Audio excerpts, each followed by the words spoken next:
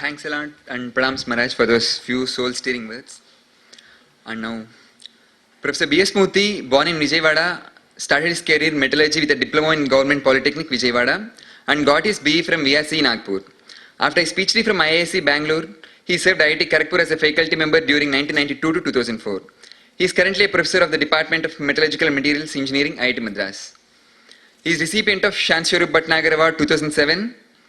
He also received Distinguished Alumnus Award of VNIT Nagpur 2010, Metallurgist of the Year Award and Young Metallurgist Award 1994 of Ministry of Steel and Mines 2004, INAE Young Engineer Award 1997, INSA Young Scientist Award 1995. He is the President of Material Science Section of Indian Science Congress 2012. He has supervised 23 PhD and 31 MTech theses so far and has filed 10 patents. We are lucky to have you with us, sir. Now I invite Professor B.S. Murthy to deliver welcome address.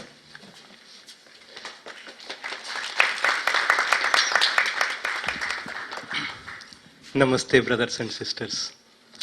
I'm a small speck here.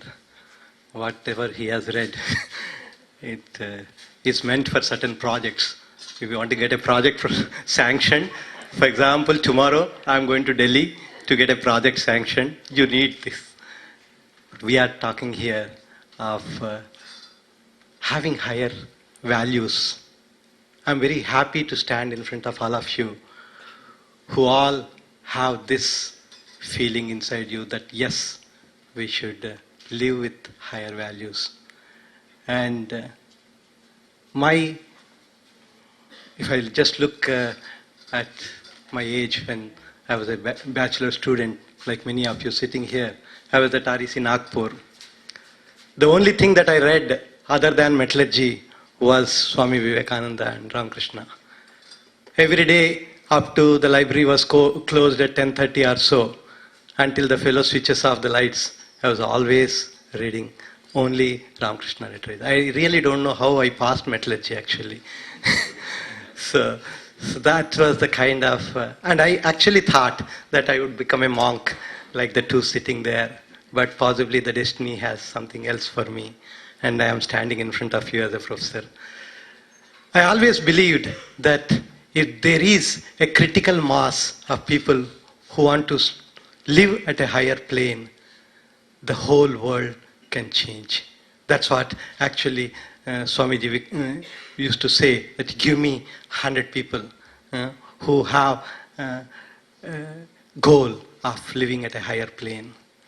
And this is something which if each of us, if this bunch of people sitting in this hall decide that at any cost I would live at a higher plane. Then when you say higher plane, what do we mean by that? People usually classify consciousness into three groups. One, they call it as a lower consciousness, where you are simply concerned about yourself. I have some food in my hand, I just want to eat. This is one level of consciousness. You say, I have some food, let's share, friends. That's the next level, which we call it as human consciousness. I don't know how many of you know, only when you have 5 qualities, you are called a human being. Satya, Ahimsa, Asteya, Aparigraha and Brahmacharya. Only when you have these qualities, you are supposed to be called as a human being. Otherwise, you are only a bipedal animal. Most of us are actually bipedal animals. And then there is the next level where you say, I have some food, but you seem to be more hungry. Or possibly your body appears to be needing much more than what I need. So I'm ready to give you more than what I equally distribute. And if necessary, ready to forego my food and wait for the next day. Where you are talking about sacrifice, service. In fact, as you grow to a certain extent, you start thinking that even these words do not mean much. For example, if I have to take my wife to a hospital, I don't consider that I am doing a service. If I have to take my son to a school every day, I don't think that I am doing a service. I think this is my duty. Why is that so? Because I think they are mine. Right? The day you can draw a bigger circle around you, that the universe comes inside that circle, you would be able to feel that everybody is yours. But how do I feel this? I feel the only way to do is to go inward. And then ask yourself, which is what I have been asking ever since I was a BTech student. What's the purpose of life? Is there a purpose? We all seem to be having certain goals. Your parents tell you should crack JEE. That's the first goal most of you have set. And then after that, many of you come into IIT. In fact, if you ask this question, many of you who have joined IIT Madras as a BTech student, why did I join here? Do I want to become a great mechanical engineer or a great electronics engineer or a great metallurgical engineer? Ask this question to yourself. I think many of you do not have an answer. So we are just driven by certain what we call ourselves as goals, and we achieve something and we are happy. If we don't achieve something, we seem to be, in despair. So we go through these waves. And under those conditions, if you stop a while and ask, is there anything which is, I can call it as a permanent happiness? I can be happy irrespective of whether I reach something or not. Is there anything like that? Then you start seeing that the only way to understand this is if you find out where you have come from and what's your true nature. If you think that we have all come from this nature, you call it divine, or if you are an atheist, don't call it divine, just call it nature. The nature's nature should be inside you. If you are born from your parents, the DNA of your parents is inside you, right? So similarly, if I have come from this nature, that DNA of that nature should be inside me. And that DNA of the nature is balance. The whole nature is in balance. And if there is a purpose of life, it is that balance. If you can achieve that balance, a dynamic balance, I don't want to be a static, like a stone. No. I want to be dynamic.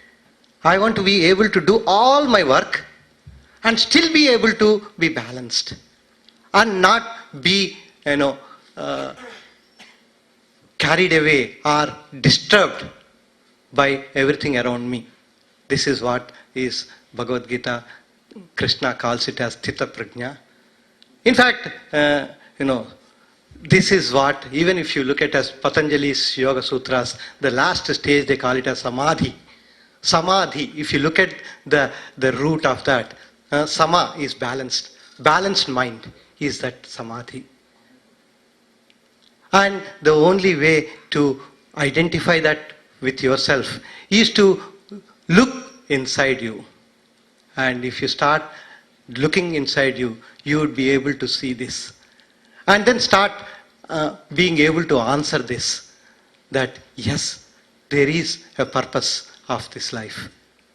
If nature has created you, if you are believers of God, if you ask this question, why should God create me? Why should? You will then know that He has no way to express Himself. You are supposed to be His expressions. We are all supposed to be His expressions. And when I say I am supposed to be His expression, what are those qualities of that divine? For example, in India, we pray to trees. Why do we pray to trees? Because there are certain qualities there. A beggar goes below a tree or a king of the country goes below a tree. It doesn't differentiate. It's unbiased. Similarly, it gives its fruits without eating. It itself does not eat, right? So there are certain qualities which we call them as divine qualities. That's the consciousness which we call it as the divine consciousness. And you are supposed to express that. You are that. You are that. Because that root of that nature, the root of that divine is inside you. So in principle it is there inside you. But unfortunately, we try to cover it up with our own ignorance. Thinking that I am so and so, I am professor of so and so, and then that's it. You are lost. And the day you can identify that which is there inside you, and then you automatically start knowing that what is there inside me should also be there in the people around me. Because if God is there, if you say this is God, if you show a statue and show that is God, then it ceases to be God. If there is divine, it has to be omnipresent. And if it is omnipresent, then it has to be there everywhere. That is when harmony automatically comes. you will develop a harmony within yourself, as Swamiji was telling, the mind and heart going together. That balance comes when you start looking inwards.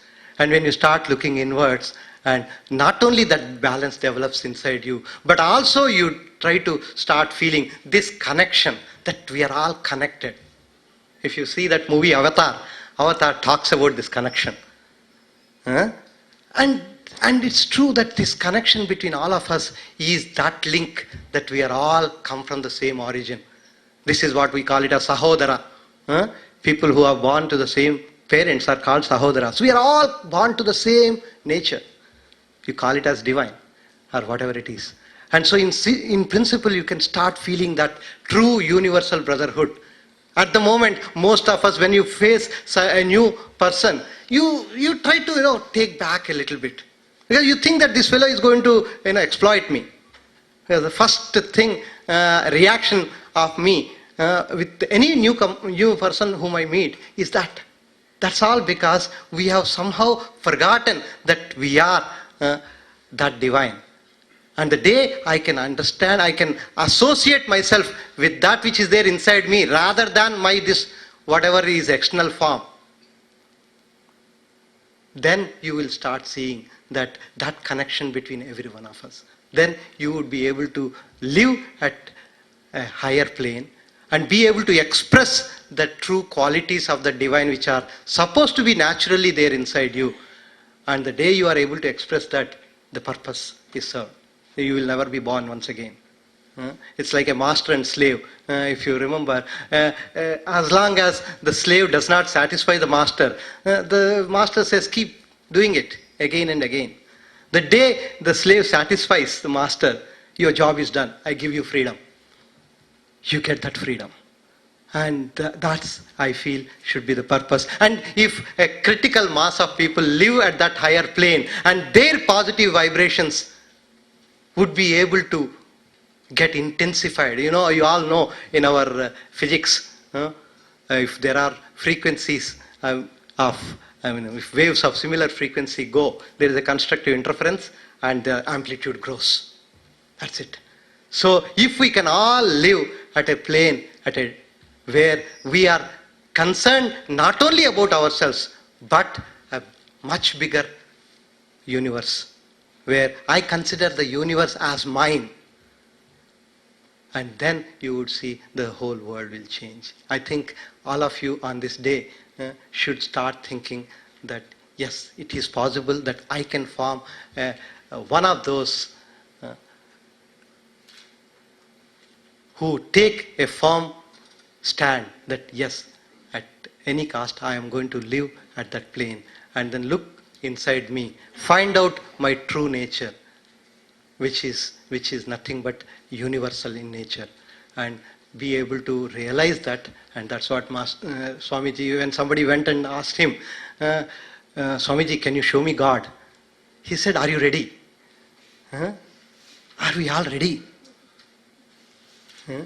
If you are ready, in fact somebody said, realization is just turning your head. As simple as it, provided you are ready. So I request all of you to just ponder over this and then see if we can all work towards that direction to live at a higher plane. Thank you very much.